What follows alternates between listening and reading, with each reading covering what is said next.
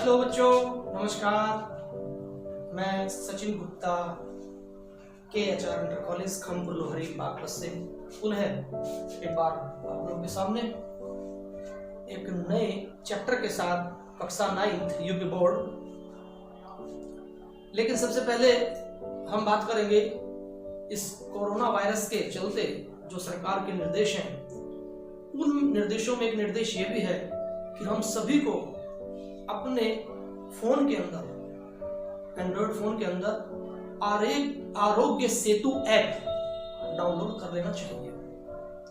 क्योंकि आरोग्य सेतु ऐप हम लोगों को यह जानकारी देता रहेगा यदि कोई भी कोरोना से पीड़ित व्यक्ति, कोई भी संक्रमित व्यक्ति यदि हमारे इर्द गिर्द है, आसपास है, तो वो हमें इंडिकेशन देगा।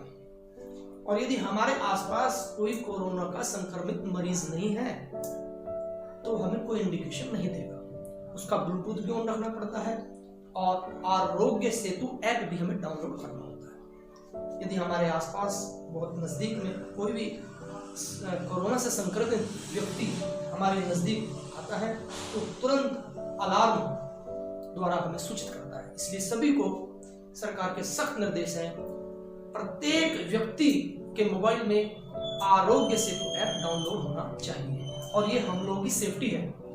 यदि हम इसको डाउनलोड करेंगे तो हमारी सेफ्टी है, यदि नहीं करेंगे तो लापरवाही है। तो इसलिए लापरवाही ना करें, इस एप्लीकेशन को डाउनलोड करें और खतरे की घंटी का आभास करते रहें और सरकार के निर्देशों का लगातार पालन करते रहें। चलिए अब चलते हैं अपने टॉपिक पर। कक्षा 9 का ये मैं एक चैप्टर पढ़ा चुका हूं आपको, केमिस्ट्री का, रसायन विज्ञान का। आज एक चैप्टर लेके चलते हैं, भौतिक विज्ञान विषय का पहला चैप्टर लेके चलते हैं जिसका नाम है गति अर्थात मोशन। आज 28 तारीख है। अब मोशन के अंदर सबसे पहले तो यही बात आती है कि गति क्या है और विराम अवस्था क्या है। विराम अवस्था क्या है? सबसे पहले तो बात यह विराम क्या है। मैंने परिभाषा लिख दी, अधिकतर को समझाने का प्रयास करता हूं। यदि किसी वस्तु की स्थिति में समय के साथ साथ कोई परिवर्तन नहीं होता, समय बदलता रहा, समय तो निरंतर चलता रहता है, कभी नहीं रुकता, हर सेकंड चेंज होता रहता है। तो समय के साथ साथ जिस वस्तु की स्थिति में परिवर्तन हो, अब यहां महसूस हुई, कुछ क्षण बाद देखा वहां मिली, तो इसका मतलब गति में है, उसकी स्थिति बदल गई। और यदि हमने अब देखा वही है, 1 मिनट 2 मिनट बाद देखा फिर वही है, तो इसका मतलब वो गति में नहीं है। तो गति के यदि किसी वस्तु की स्थिति में समय के साथ साथ कोई परिवर्तन नहीं हो रहा है तो क्या है, वस्तु विराम अवस्था में है। जैसे मेज पर रखी वस्तु, मेज के सापेक्ष, अब इसमें एक सापेक्ष शब्द आया है, सापेक्ष। सापेक्ष शब्द एक तुलनात्मक शब्द है। मेज के सापेक्ष विराम अवस्था में, यह पुस्तक है, मेज के सापेक्ष विराम अवस्था में है। मैं हूं, चलती हुई गाड़ी है, गाड़ी चल रही है। यदि हम सड़क के किनारे लगे पेड़ के सापेक्ष देखें तो वो गति कर रहा है, गाड़ी गति कर रही है। और यदि जो व्यक्ति अंदर बैठा है, व्यक्ति सड़क के साथ, उसके व्यक्ति बस के सापेक्ष गति में है विराम अवस्था में, क्योंकि बस की स्थिति भी वही है और उस व्यक्ति की स्थिति भी वही है। जिस सीट पर बैठा था अब भी उसी सीट पर बैठा है, वहीं बैठा है। तो बस और व्यक्ति के बीच की जो तुलना करेंगे तो ना तो वस्तु व्यक्ति के सापेक्ष गति में है और न ही व्यक्ति, इंसान बस के सापेक्ष गति में है। और यदि पेड़ से तुलना करी जाए, जो सड़कों पर पेड़ लगे हैं, तो वे गति में है। तो गति की परिभाषा बन गई, यदि किसी वस्तु की स्थिति में समय के साथ साथ परिवर्तन होता है, उसमें परिवर्तन नहीं होता है, तो वह वस्तु गति की अवस्था में कहलाती है। जैसे सड़क पर दौड़ती गाड़ी सड़क के सापेक्ष गति में है, सड़क के साथ हिसाब लगाएंगे तो गति में। सड़क का ये हिस्सा यहाँ था, मनुष्य वहां चला गया, उस दूरी पर पहुंच गया, तो इसका मतलब वो गति में है। और यदि सड़क भी वही है, उसी स्थान पे, और वो व्यक्ति गाड़ी को विराम अवस्था में लिए खड़ा है, कुछ क्षण बाद देखेंगे तब भी वही है, तो इसका मतलब विराम अवस्था। अर्थात विराम अवस्था और गति की अवस्था का महत्व सापेक्षता के ऊपर डिपेंड करता है। जैसे कहते हैं कि ब्रह्मांड के प्रत्येक वस्तु कोई भी स्थिर नहीं है। वैसे तो प्रत्येक वस्तु गति में है, क्योंकि जब हमारी पृथ्वी घूम रही है, पृथ्वी सूर्य के चारों चक्कर लगा रही है, तो इसका मतलब प्रत्येक वस्तु गति में है। यदि हम ब्रह्मांड के सापेक्ष देखें, यदि अंतरिक्ष के सापेक्ष देखें तो हम गति में हैं। और यदि मैं और आप लोग हम आमने सामने बैठे हैं तो हम लोग क्या बस में, हम विराम अवस्था में। हम मेज के सापेक्ष देखें विराम अवस्था में, ये बोर्ड और मैं विराम अवस्था में। तो गति की अवस्था में और विराम की अवस्था में सापेक्षता के ऊपर डिपेंड करता है। कोई वस्तु किसी के सापेक्ष गति में हो भी सकती है, वही वस्तु दूसरी किसी वस्तु के सापेक्ष विराम अवस्था में भी हो सकती है। अर्थात विराम और गति का महत्व सापेक्षता के ऊपर डिपेंड करता है। तो इसलिए सापेक्षता क्या है, जब किसी एक वस्तु की तुलना किसी दूसरी वस्तु से की जाती है तो वे वस्तु एक दूसरे के सापेक्ष कहलाती है, अर्थात तुलना करना। अब 3 बच्चे हैं, मान लो मैंने कहा ये बच्चा होशियार है, ये ठीक है, ये बहुत होशियार है, ये बहुत होशियार है। अब ये तो होशियार है पहले वाला, तो ये ठीक है, ये बहुत होशियार है। अब यदि इन दोनों में तुलना करूं, ये बच्चा होशियार बच्चा इस बच्चे से होशियार है, तो इसके सापेक्ष तुलना करें तो इसके सापेक्ष ये होशियार है। और इसकी तुलना इसके साथ करूं, बहुत होशियार वाले के साथ, तो ये बच्चा इसके सापेक्ष कमजोर है। पहले इसी बच्चे के सामने होशियार शब्द लिखा गया था, क्योंकि जब हमने इससे तुलना की थी तो ये बच्चा होशियार था इस बच्चे के सापेक्ष, और यदि इस बच्चे के सापेक्ष की तुलना की जाए तो ये बच्चा कमजोर है इससे। तो सापेक्षता अर्थात जिस प्रकार कमजोर और होशियार का मैंने तुलना करके बताया, इसी प्रकार हमारी गति की अवस्था और विराम की अवस्था भी है। पहले इसी स्टूडेंट्स के सामने हमने होशियार लिखा था, और जब इससे तुलना की होशियार लिखा था, जब इससे तुलना की तो कमजोर लिखा। समझिए, तो ये बातें गति की अवस्था और विराम की अवस्था के ऊपर है। क्योंकि चैप्टर का नाम भी मोशन है, गति है, तो गति के बारे में तो जानकारी करना आवश्यक था। अब देखते हैं कि गति के प्रकार। वैसे तो बहुत प्रकार होते हैं गति के, लेकिन फिर भी मोटा मोटा सच है सरल रेखा गति। जब कोई वस्तु सीधी रेखा में चल रही है, बिल्कुल सिंपल सीधी रेखा में चल रही है आगे, तो सरल रेखा गति है। और यदि कोई वस्तु, नंबर 2 वृत्तीय गति, यदि कोई वस्तु वृत्तीय मार्ग पर गति कर रही है, ऐसे गोल गोल गति कर रही है, तो वो क्या कहलाएगी, वृत्तीय गति कहलाएगी। इस वृत्तीय गति का ही एक पूर्ण उदाहरण घूर्णन गति भी है। घूर्णन गति भी वैसे तो गोल गोल घूमना है, लेकिन यदि अपनी कीली पर घूमा जाए, जैसे आप पृथ्वी को ले लो, पृथ्वी के अंदर दोनों प्रकार की गति है, वृत्तीय गति भी है और घूर्णन गति भी है। पृथ्वी सूर्य के चारों ओर चक्कर भी लगाती है, ऐसे घूमती है, और अपनी कीली पर भी घूमती है, अर्थात चारों चक्कर लगा रही है तो वो वृत्तीय गति कर रही है, और अपनी कीली पर घूम रही है, ऐसे ऐसे घूम रही है, तो वो क्या कहलाएगी, वो घूर्णन गति कहलाएगी। ठीक है। एक आ गया आपका दोलन गति। जब कोई वस्तु अपनी मध्यमान स्थिति के, बिल्कुल फिक्स स्थिति के दोनों ओर गति करती है, जैसे पेंडुलम बताया जाता है, अधिकतर पेंडुलम का उदाहरण लिया जाता है कि ये वस्तु है, एक बार इधर चली गई, एक बार इधर, एक बार इधर, एक बार इधर, जैसे घड़ी का पेंडुलम होता है, ऐसे ऐसे हिलता रहता है, तो ये क्या गति कहलाएगी, दोलन गति कहलाएगी।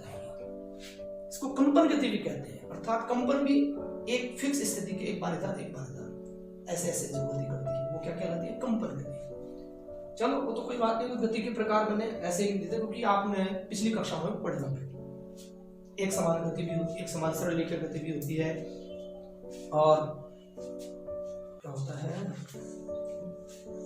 अनियमित गति भी होती है, एक समान वृत्तीय गति भी होती है, अनियमित वृत्तीय गति भी होती है, बहुत सारे, लेकिन मेन यही है, सरल रेखा गति, वृत्तीय गति, दोलन गति और घूर्णन गति, जिनमें आप डिफरेंस आसानी से महसूस कर सकते हैं, और जो जितने टाइप्स हैं उनके प्रकार।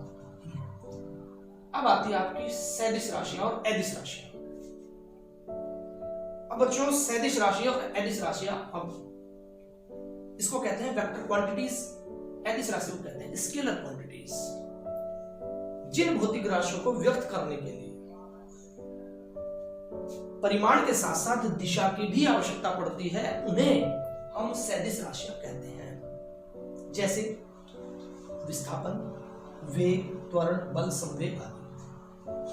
अब ये एक बार ये भी सुन लो, इसको फिर डिटेल में समझा दूंगा। दूसरा है सदिश अदिश राशियां। जिन भौतिक राशि को व्यक्त करने के लिए परिमाण के साथ साथ दिशा की कोई आवश्यकता नहीं होती वे अदिश राशियां कहलाती हैं, जैसे लंबाई, दूरी, समय, द्रव्यमान, आयतन, समय, दाब, कार्य, ऊर्जा आदि। अब समय के साथ साथ और परिमाण के साथ साथ दिशा, अब ये बात समझने की है। अब जैसे आप ले लीजिए विस्थापन की बात ले लीजिए। विस्थापन और दूरी की परिभाषाएं अगले टॉपिक पर मैं पढ़ाऊंगा आपको। विस्थापन क्या है? किसी वस्तु की प्रारंभिक और अंतिम स्थिति के जो डिफरेंस होता है उसको कहते हैं विस्थापन। अब हमने कहा कि बेटा ये कुर्सी रख दो, अब आपको ये पूछना पड़ेगा कुर्सी सर कहाँ रखूं? मैं तो बताऊंगा कोने में रख दो, हाथ करके इशारा करके बताऊंगा वहां रख दो या वहां रख दो। इसका मतलब मैंने इसमें आपको बल भी लगाना पड़ा, उठाई आपने रखी, लेकिन काम किया, परिमाण हुआ, परिमाण कुछ ना कुछ है, लेकिन साथ के साथ दिशा की भी आवश्यकता है। हमें बताना पड़ा कि कहाँ रख दें, वहां रख दो, ये कर दो, तो उसमें दिशा की भी जरूरत पड़ी। इसलिए विस्थापन हमारा सदिश राशि है। वेग है, वेग बराबर विस्थापन बटे समय होता है, क्योंकि इसमें विस्थापन का यूज हुआ बटे समय से डिवाइड करना है केवल, तो वेग भी सदिश राशि है। त्वरण भी, बल, कहाँ पे बल लगाओ, अब कोई कार्य हो रहा है केवल बल लगाओ, किधर लगाए बल?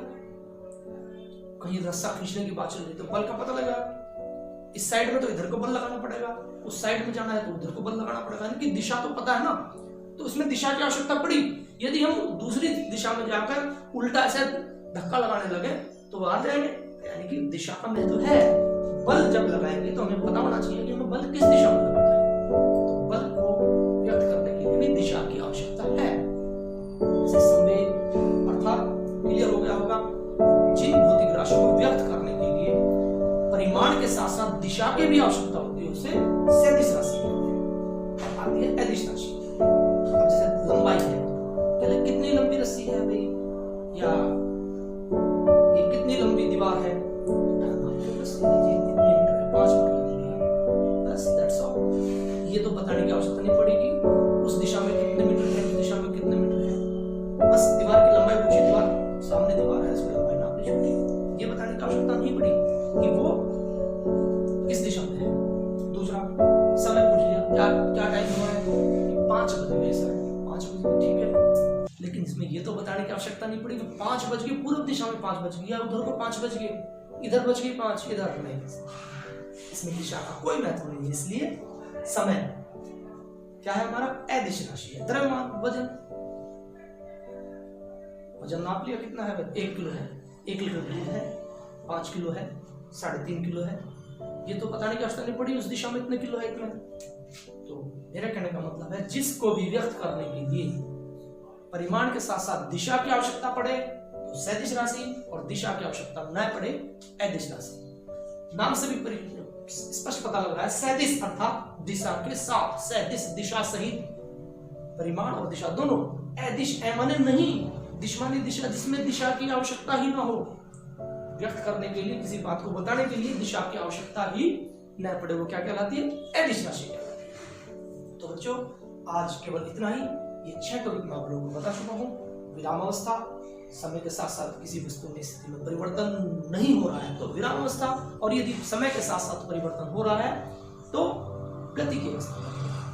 सापेक्षता अर्थात तुलना कर रहा, जब किसी वस्तु की एक के साथ तुलना की जाए तो हो सकता है वो गति में हो, दूसरी चीज के साथ तुलना की जाए हो सकता है कि वो गति में न हो।